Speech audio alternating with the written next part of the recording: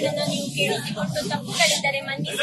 ಭಾಗ್ಯ ಸಂಪನ್ನರಾದ ಹಾಗೂ ಮಹಾನುಭಾವರಾದ ನಿಮಗೆ ನನ್ನ ನಮಸ್ಕಾರಗಳು. ಪರಮ ವೈಭವದಿಂದ ತಮ್ಮ ಇಷ್ಟ ಮಿತ್ರರಿಂದೊಡಗೂಡಿ ಪುರುಷನ ಕಡೆಯಿಂದ ಆಗಮಿಸಲ್ಪಟ್ಟ ದಿಬ್ಬಣದ ಮುಖ್ಯಸ್ಥರಾದ ಮಹನೀಯರು ಯಾರಯ್ಯ? ಯಾವ ನಾಡು, ಯಾವ ಊರು, ಯಾವ ಮನೆಯವರು? ಹಾಗಾದರೆ ತಮ್ಮ ಪೂರ್ವ ಪದ್ಧತಿಯಂತೆ ವಿಜ್ಞಾಪನೆಯನ್ನ ಸ್ವೀಕರಿಸಿ ಚಂದ್ರರಾಜನೆಂಬ ಪುರುಷನಿಗೆ ಪದ್ಮಾವತಿ ಎಂಬ ಕನ್ನಿಕೆಯನ್ನ ವಧುವರನ್ನಾಗಿ ಮಾಡುವುದೆಂದು ಈ ಮೊದಲು ಮನದತ್ತ ಮಾಡಿ ಆಮೇಲೆ ವಾಗ್ದತ್ತ ಮಾಡೋಣವಾಯಿತು ಅಲ್ಲವೋ? ವಾಗ್ದಾನದ ಮೇರೆಗೆ ನಾವು ಉಭಯ ಸಮಸ್ತರು ಕೂಡಿ ಆಕಾಶದಷ್ಟು ದೊಡ್ಡ ಚಪ್ಪರವನ್ನ ಹಾಕಿ ಭೂಮಿಯಷ್ಟು ದೊಡ್ಡ ಹಸೆಯನ್ನ ಬರೆದು ರತ್ನ ಖಚಿತವಾದ ಮಂಟಪದಡಿಯಲ್ಲಿ ಸಮಸ್ತ ಬಂಧು ಬಾಂಧವರ ಸಮಕ್ಷಮದಲ್ಲಿ ಅಗ್ನಿಸಾಕ್ಷಿಯಾಗಿ ನಮ್ಮ ಕನ್ಯಾ ರತ್ನವನ್ನ ದಾರಿ ಎಳೆದು ಕೊಟ್ಟಿದ್ದೇವೆ ಅಷ್ಟೇ. ಹಾಗಾದರೆ ನಿನ್ನೆ ದಿವಸ ಪುರುಷನನ್ನ ಮನ್ಮಥನಂತೆಯೂ ಕನ್ನಿಕೆಯನ್ನ ರತಿ ದೇವತೆಯಂತೆಯೂ ಶೃಂಗರಿಸಿದ್ದಲ್ಲಾಗಲಿ ರೂಪು ಲಾವಣ್ಯದಲ್ಲಾಗಲಿ ಏನೊಂದು ಕುಂದು ಕೊರತೆ ಇಲ್ಲದೆ ಕಾಮ ಚಕ್ರೇಶ್ವರನ್ನ ಹೋಲುವ ಪುರುಷನ ದ್ವಿಯ ಹಸ್ತಗಳಿಗೆ ಚಾರು ಹಸ್ತಗಳನ್ನಾಗಿ ಮಾಡಿದಲ್ಲಾಗಲಿ ಯಾವ ಲೋಪದೋಷಗಳು ಕಂಡಿಲ್ಲವಷ್ಟೇ.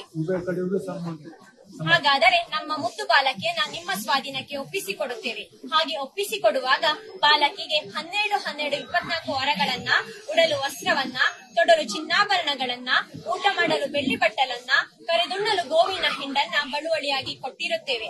ಹೀಗೆ ನಾವು ಕೊಟ್ಟ ಅಲ್ಪ ಐಶ್ವರ್ಯವನ್ನ 1ಕ್ಕೆ 10, 10ಕ್ಕೆ 100, 100ಕ್ಕೆ 1000 ಗಟ್ಟಲೆ ಅಭಿವೃದ್ಧಿ ಮಾಡಿ ಕೀರ್ತಿ ಗಳಿಸುವಂತೆ ಮಾಡುವವರು ಯಾರಯ್ಯ? ನಮ್ಮ ಬಾಲಕಿಗೆ ಕಡೆಬಾಯಿ ಹಲ್ಲು ಬರಲಿಲ್ಲ, ನೆತ್ತಿ ಎಣ್ಣೆ ಆರಲಿಲ್ಲ, ಅಂಗಡಿಗೆರೆ ಮಾಜಲಿಲ್ಲ, ಹೆತ್ತ ತಂದೆ ತಾಯಿಯರ ನೆನಪು ಮರೆಯಲಿಲ್ಲ, ಅಂಗಳದಲ್ಲಿ ಆಡಿ ಹಾಲನ್ನವನ್ನ ಉಂಟು ಮೆಟ್ಟಿಲಲ್ಲಿ ಓಡಿ ತೊಟ್ಟಿಲಲ್ಲಿ ಮಲಗಬೇಕೆಂದು ಇಚ್ಛಿಸುವ ಬಾಲಕಿಗೆ ತಕ್ಕ ಬುದ್ಧಿವಾದವನ್ನ ಬೋಧಿಸುವಂತ ಬೋಧಕರು ಯಾರಯ್ಯ? ನಮ್ಮ ಬಾಲಕಿಯು ಚಿಕ್ಕದಾಗಿರುವ ಕಾಲದಿಂದಲೂ ಮಾವನ ಮನಗುಣವನ್ನ ಅರಿಯಲು, ಅತಿ ಅತಿ ಕೆಲಸವನ್ನ ತಿಳಿಯಲು, ಭಾವ ಮೈದುನರ ಭಾವನೆ ಗೊತ್ತಿಲ್ಲ, ಕುಟುಂಬದ ಕೂಟ ಕೂಡಿದವಳಲ್ಲ. ಹೀಗಿರುವಲ್ಲಿ ಏನಾದರೂ ಮಾತಿನಲ್ಲಿ ಕಲಹಗಳು ಉಂಟಾದರೆ ಇಂತಹ ಕಲಹಗಳನ್ನು ಉಪಶಮನ ಮಾಡುವಂತ ಉಪಶೇಖರು ಯಾರಯ್ಯ? ಹಾಗಾದರೆ ನಿಮ್ಮಲದ ಮನುಷ್ಯರೇ, ನಾವು ಹೇಳಿದ ಮಾತಿಗೆ ಎರಡೆನ್ನದೆ ನಾವು ಕೊಡೋ ಕನ್ಯಾ ರತ್ನವನ್ನ ಭಕ್ತವಸ್ತನನ್ನು ಭಕ್ತರನ್ನ ಪ್ರೀತಿಸುವಂತೆಯೂ ನರಹರಿ ಕೂರ್ಮೇಶ್ವರನ್ನ ಕಾಯುವಂತೆಯೂ ಪ್ರೀತಿಸುವರಾಗಿ ನಂಬುತ್ತೇವೆ.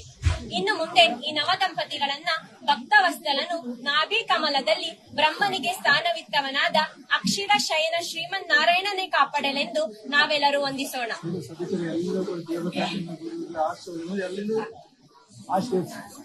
10 ಕುಟುಂಬ 18 ಗೋತ್ರ ದೇವಸದೆ ಸಂಸಾರ ಸಂಗಡ ಕೇಳಿ ಮದುಮಕ್ಕಳನ್ನ ದಿಬ್ಬಣದ ಮುಖ್ಯಸ್ಥರಿಗೆ ವಹಿಸಿಕೊಡುವಂತೆ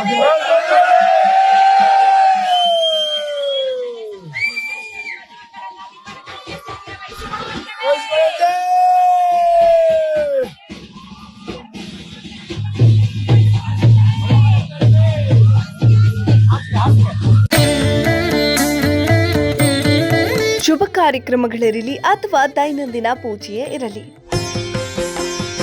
ಪರಿಶುದ್ಧವಾದ ಪೂಜಾ ಸಾಮಗ್ರಿಗಳು ಸಿಗುವುದು ಬಹಳ ಮುಖ್ಯ.